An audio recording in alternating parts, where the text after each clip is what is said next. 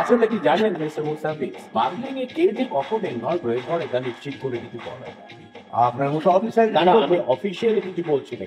এইরকম একটা মেয়েকে ক্যারিয়ার হিসেবে কেন বাঁচতে, আর আমাদের এইরকম একটা রূপসকে তাদের এরিয়া অফ অপারেশন বলি বা কেন আপনি কি বলছেন এইসব প্রশ্নের উত্তর এখন আমাকে দিতে হবে? লজিক্যাল ঘটনাকে লজিক্যাল বলে দেওয়ার চেষ্টা। বোকার মতো কথা বলছেন কেন?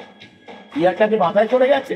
এইরকম একটা চোরা চালানের অর্গানাইজেশনের মধ্যে একটা কেমিক জোগাড় করা অতি সহজ নয়। মেয়েটা তো ধরা পড়লে কোনো কথাও মিট করে। কিন্তু প্রলোভন ছোট পজিশনে ছোট প্রলোভনে বিরাট আকার নিয়ে দেখা নয় কি স্যার?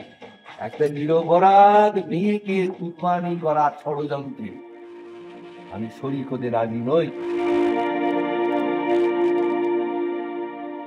এই তো, কি রে